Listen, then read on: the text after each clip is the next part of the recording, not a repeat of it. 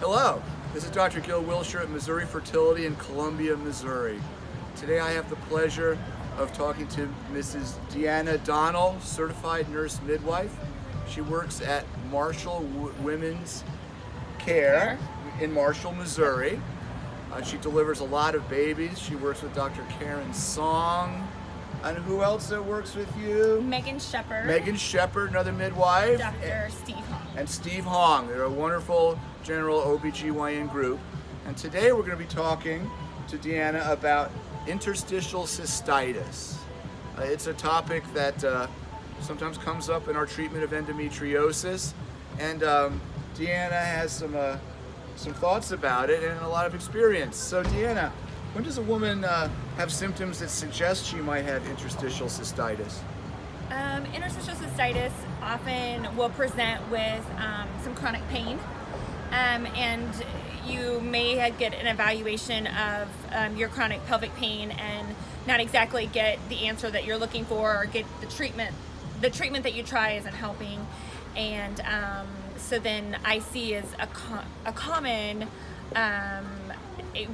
reason for your chronic pain, your chronic pelvic pain. Now, is the pain in a particular area? Is it more towards the front rather than towards the back, which might be more associated with endometriosis? Yep, it's going to be more towards the front. It's going to oftentimes feel like you have a bladder infection that just won't go away. Oftentimes you're going to present thinking it's a bladder infection, but when you go and get evaluated, there's no signs or symptoms of infection. I see. So maybe they've been treated for UTIs and the pain just doesn't go away. Right. Now, I know some doctors will look in the bladder with what's called a cystoscope. Have you found that helpful? You can use that for diagnosis. I find that in my practice that just sitting down and speaking with somebody and getting just a history is oftentimes all I need for being a diagnostic criteria. Yeah, because from what I understand, if you don't always see it when you put a cystoscope in the bladder, and that can be very frustrating. You say you don't, in fact you do. Now, are there any medications you use after you've tried antibiotics? Are there any medicines you might use for IC? Yeah, there are definite medicines out there. One of the most recent actually came from my friend Dr. Karen Song, and she went to a conference recently and talked about using diazepam vaginally. That's Valium? Yes. Oh, interesting. Yeah, and because oftentimes what the pain is happening is you're actually getting vaginal spasms. And so when you place that intravaginally, you get a significant relief of your symptoms. Very interesting. Now, are there any foods or lifestyle issues that you find might help with IC?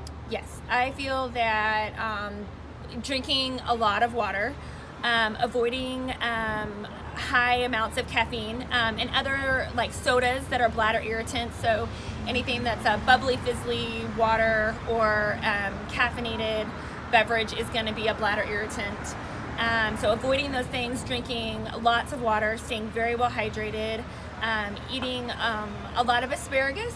Asparagus, interesting. Any other foods? And my other favorite for the treatment of IC naturally is blueberries. Blueberries. Yep. And frozen is probably as good as fresh, maybe? Sure. So you include that, asparagus and blueberries. Yep. If you can smell the asparagus, you're probably getting enough. Yeah, lots of asparagus. So just maybe some big plates of it, huh? Yes. All right, well, that's fantastic. I really appreciate you sharing your experience and your suggestions with us. Once again, this is Deanna Donnell from Marshall Women's Care in Marshall, Missouri. This is Dr. Wilshire, Missouri Fertility, Columbia, Missouri. I hope you found this interesting.